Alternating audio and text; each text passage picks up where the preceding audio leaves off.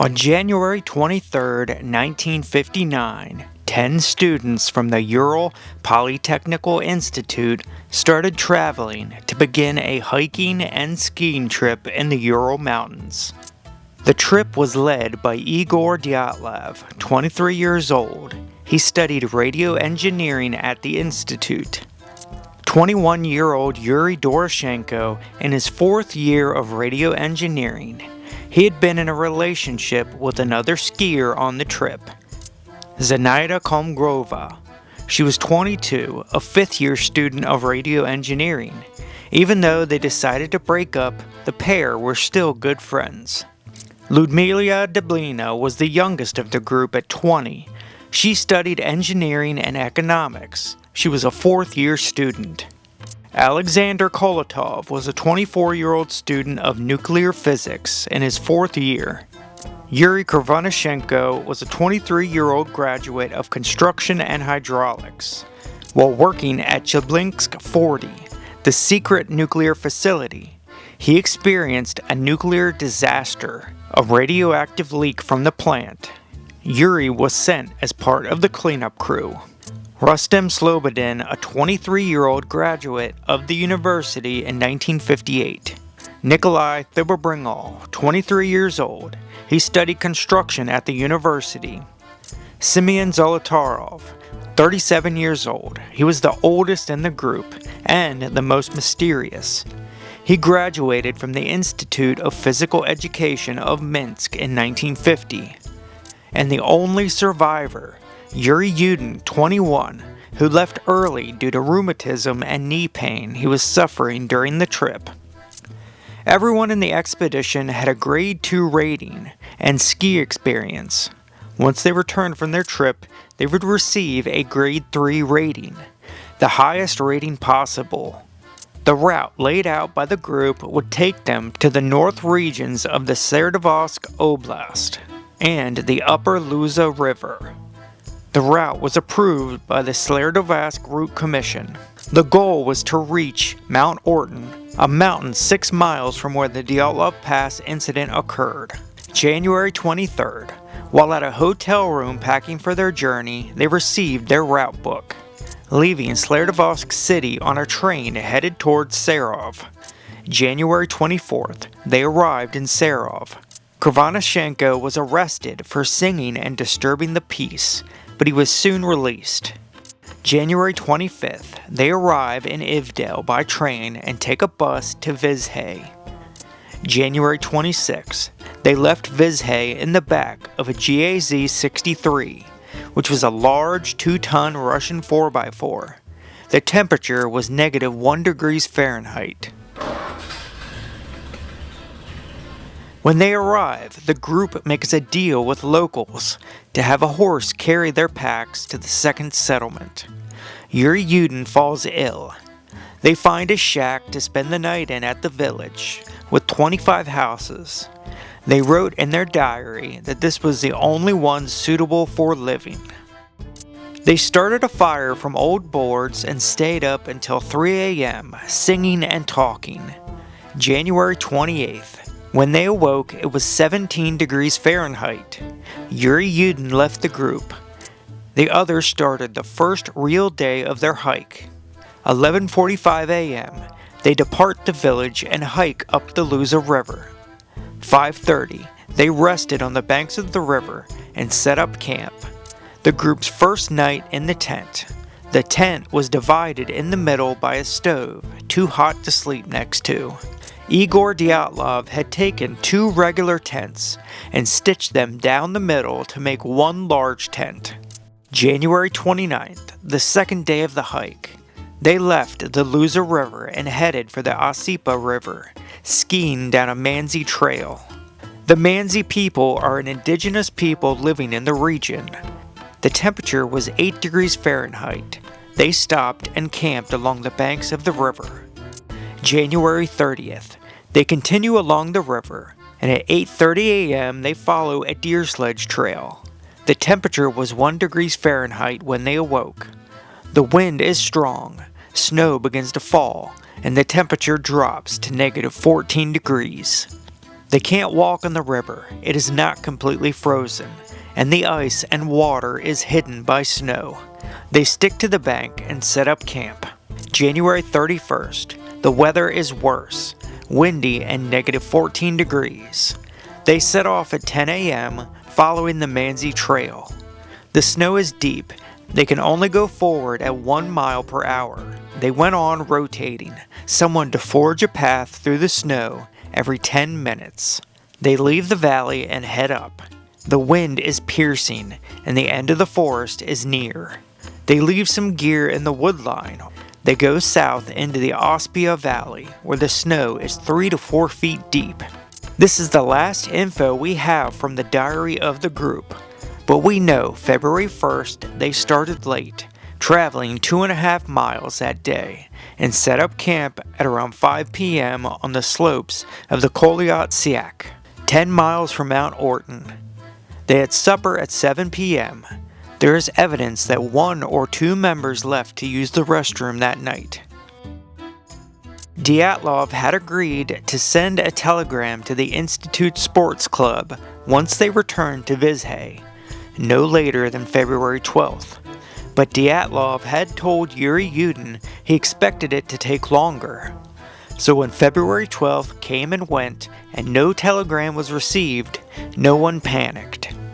Delays were common during expeditions, especially deep in the Mansi regions. When February 20th rolled around and no one had heard from the group, the family members demanded that something needed to be done. The head of the institute sent a rescue party of volunteers, students, and teachers. Later, the police and army joined in the rescue. Planes took off from Ivdel Airport to search from the air on February 22nd. Several prison guards and police officers joined the search for the missing hikers. Another 3 groups from the university and local Mansi hunters volunteered. Moscow also sent specialists.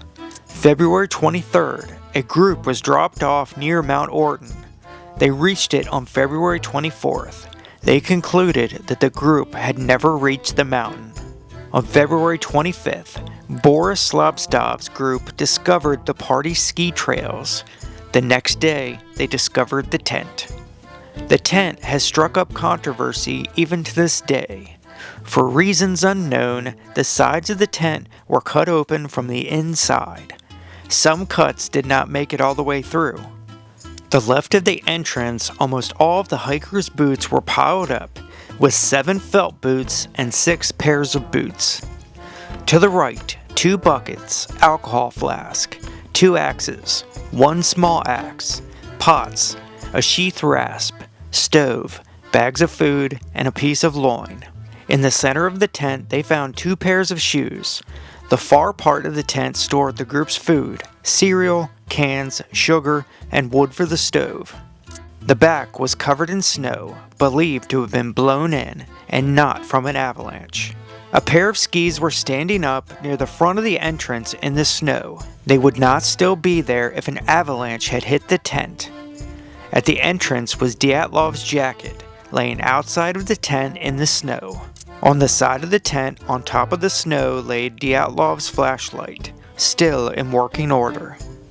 There were 8 to 9 tracks of footprints in the snow. Nearly all had almost no footwear. They walked in a near single-file line, with a tall man walking in the back, partially covering the footprints of his friends in the front. Several trails would go off the path, but later rejoin with the group. Only 1 person was wearing boots. The others were wearing only socks on bare feet. A second flashlight was found around 1,400 feet down the slope, turned on with the batteries dead. A broken ski was found 65 feet from the tent. They left without outer clothes, shoes, hats, and gloves. Only a serious threat could scare 9 young and healthy hikers enough to cut open their tent and leave their shelter at below 0 temperatures. Their options at the time seemed to be stay at the camp and wait for imminent death, or head into the forest without supplies, clothing, or footwear. The latter seemed to be their best option for whatever scared the hikers. Risking imminent death in the frozen wilderness in the dead of night. What could have possibly terrified them to make that decision? On February 27, 1959, at 11 a.m., 9/10 of a mile from the tent, the first two bodies were found, Yuri Doroshenko and Yuri Kravchenko. Searchers saw something dark next to a tree. It was the remains of a fire. About 9 feet away, Yuri Doroshenko was found lying frozen, barely clothed. In his hair they found moss and pine needles. His hair on the right side was burned. There was blood on his ear, nose, lips, swollen upper lip, right cheek covered in gray foam, possibly pulmonary edema, 2 abrasions on the right shoulder, bruise on the right armpit, bruise upper right forearm, swelling and abrasions on the right hand, bruised soft tissue on hands and fingertips, all fingers and toes frostbitten, left shoulder abrasion, left elbow and left forearm, bruises on legs. He died 6 to 8 hours after his last meal. His cause of death was hypothermia. Kravchenko lay next to him. Both appeared to have been moved post-mortem. He had on an undershirt, long-sleeve flannel shirt, swimming pants, long johns, a torn sock on his left foot, no footwear. A large amount of injuries were present. A bruise on the right forehead, diffused bleeding in the right temporal, bruised left temporal bone, tip of nose missing, no blood, portion of epidermis found in his teeth. It is thought that he bit down to either stay awake or to try and stay quiet. Swollen hand on the right, bluish right palm, burned to the fingers, missing epidermis on left hand, abrasion on chest, abrasion at the edge of the rib, bruise on the buttocks, 3 wounds on the left hip, abrasion on the right front of tibia and fibula, front inner left thigh, edema on the left leg and foot, burn on the entire outer surface of the leg, missing skin on the left foot, second toe charred. Cause of death, hypothermia. Both men died in the same way. Both had clothing taken off by other hikers, assumed after their death. They were laid side by side under a tree, one face up and one face down. Igor Dyatlov's body was found next the same day, 900 feet away from the tree, face up with his head towards the tent and his hands clenched into fists. An unbuttoned jacket, a cotton singlet, ski pants over his pants, no shoes, 1 cotton sock on his left foot, and 1 wool sock on his right. His watch had stopped at 5:30.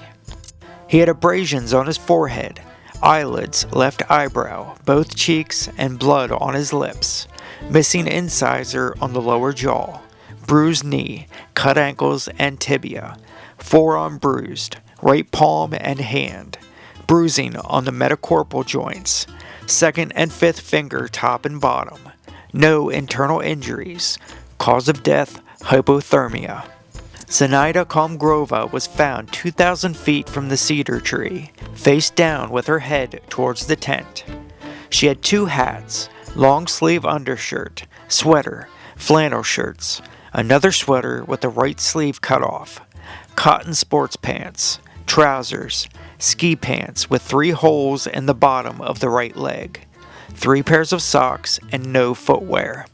She had an abrasion on the forehead, eyelids, the bridge and tip of the nose, bruised cheek, abrasion on both hands, wounds on the back of the right hand at the base of the 3rd finger. She had frostbite, a long, bright bruise along the right side of her torso, possibly caused by a baton striking her. The cause of death was considered hypothermia due to a violent attack. There were no signs of a sexual attack. Rustem Slobodin was 1,500 feet away from the cedar tree. He was found on March 5th, covered in 20 inches of snow, lying face down towards the tent. He had an undershirt, shirt, sweater, 2 pairs of pants, 4 pairs of socks, and 1 felt boot. His watch had stopped at 8:45. Under his sweater were 2 shoe inserts in his pocket, 310 rubles, and his passport, a pocket knife, pencil, comb, matchbook with 48 matchsticks, and 1 cotton sock. His injuries were hemorrhages in the temporal muscles, abrasions on the forehead, 2 scratches, bruised eyelids on the right with hemorrhaging, blood and the upper nose swelling on the face, bruised knuckles, common in hand-to-hand combat, bruises on the left arm, left palm, and left tibia, torn epidermis on the right forearm, fractured frontal bone, 1.5 centimeters, from the sagittal suture. The fracture could have been done with a blunt object. He would have suffered shock through the blow to the head, which could have sped up hypothermia. The rescue efforts continued, but after 2 months there were no signs of the other 4 hikers. A Mansi volunteer had noticed cut branches off of a trail 1,600 feet back. Sweatpants were found with a leg cut off. Missing branches from the fir trees, and a woman's wool sweater was found, the right half and sleeve cut off. The area had been searched with avalanche probes, but the snow was much deeper than expected. The bodies were found on May 5th. The area is now called the Den. This is one of the most puzzling parts of the story. Some of the most gruesome details will be left out. The last surviving members constructed the den 245 feet from the cedar tree. They made a pad of cedar branches to lay on.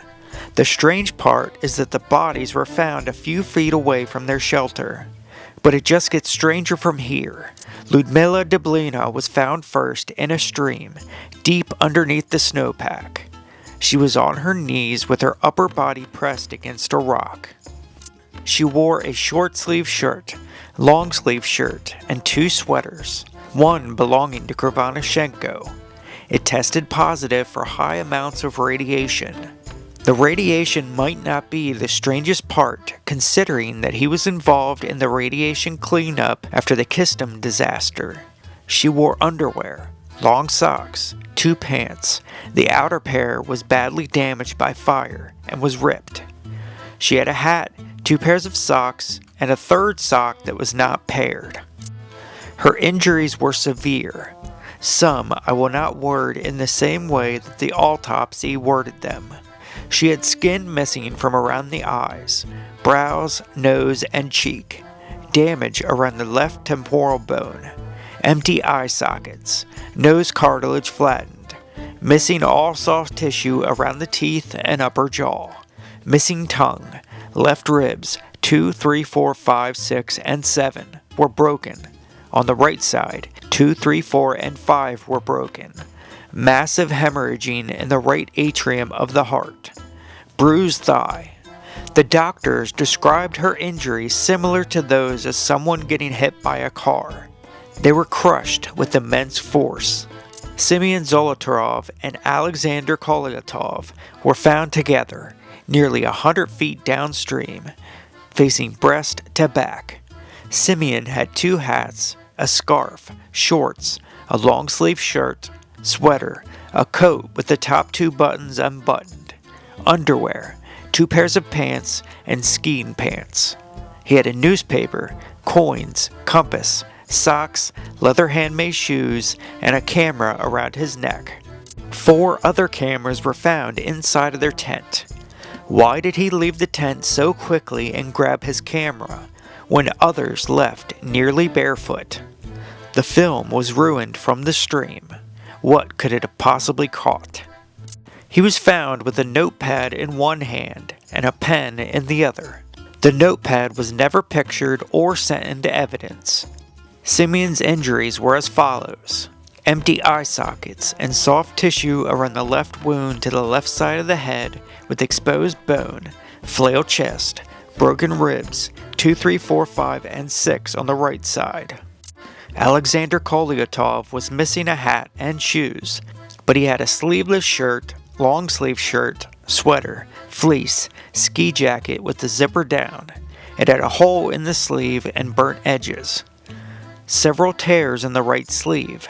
A key, safety pin, blank paper, 2 packages of pills, soda and codeine, shorts, bright pants, ski pants, canvas pants, box of matches, wool socks with fire damage, 1 light sock on the right. The left had 3 similar socks. A wristband and sweater later tested positive for radiation. His injuries were missing tissue around the eyes, flattened nose, wound behind the ear, deformed neck, bleeding under tissue of the knee, gray and green skin with a tint of purple. Nikolai Thibobrigol was found further down the stream. He had a canvas fur hat, a wool hat, a shirt, wool sweater, fur jacket, wool gloves, coins, comb, paper, underwear, sweatpants, cotton pants, ski pants, wool socks, and felt boots. 2 watches were on his left wrist. One stopped at 8:14, the other stopped at 8:39. He had multiple fractures from the temporal bone to the frontal xiphoid bones, bruised lips, hemorrhage on the left forearm. It is less than likely that these injuries could have been from simply falling on the rocks. The damage to the hikers was severe. You would think that some of these people were hit by a bus from the description of their injuries. There are many theories of what happened to the hikers. Some believe a nuclear test killed the hikers. Others think aliens came down and killed them. A Yeti is blamed for attacking the hikers, causing them to run headfirst into the forest, chancing the cold and certain death, only having it catch up to some of the hikers, causing the severe wounds that we read. Escaped convicts attacking the hikers, only to leave behind their valuables. An avalanche, causing the hikers to flee for their lives, causing their tent to be in such a damaged state, covered in snow and falling down, causing the hikers at the den to be buried so deep in the snow and so brutally beaten and damaged. But this theory also has its weaknesses. The ski poles were still standing in the front of the tent. There was no real signs of an avalanche, but there are different types of avalanches. A slab could have broken off. The last pictures that the hikers took was them cutting into the slope to make flat ground for their tent. You do not see that cut in the same slope from the photos taken during the rescue. The radiation is partially explained from the 2 men who worked at nuclear sites, so that leaves the injuries and what caused them to cut open their tent and flee into the chilling wilderness. Something made them think that if they did not leave the tent and leave it immediately, they were going to die. They cut the tent open from the inside and fled in below 0 temperatures without shoes and winter clothing. Another theory suggests that the Mansi people attacked their camp and killed the hikers for being on the sacred mountain. But this seems to be one of the least likely options. The Mansi people helped immensely during the search effort, and this area was not actually sacred to them. It was avoided. They found tons of equipment, money, cameras, liquor, food, axes, so many useful items that the Mansis could have used. It was not the Mansis, escaped convicts, or a nuclear testing. There is no real evidence for any of this. Infrasound is another theory. Wind coming off of the mountain and down the slope, causing the hikers to mentally break down and panic, fleeing the tent to escape the noise. But this does not explain all of the burns and injuries. Katabatic wind is also blamed, possibly causing an avalanche or causing hurricane-like conditions on the slope, forcing the hikers to the tree line. The flashlight that was left on the slope outside of the tent may have been left on so that the hikers could find their way back after the winds had died down. There is evidence against every theory. It really comes down to what you think it was. Was it aliens, a Yeti, nuclear testing, an avalanche, or was it something that we did not talk about in this video? If so, put it down in the comments. What do you think happened to the missing hikers? The official statement said, "Considering the absence of external injuries to the bodies or signs of a fight, the presence of all the valuables of the group, and also taking into account the conclusion of the medical examinations for the causes of the deaths of the hikers, it is concluded that the cause of their demise was overwhelming force, which the hikers were not able to overcome." The government closed the case on May 28, 1959. I want to thank you all for watching, folks. I hope you enjoyed, and we will see you on the next. Peace.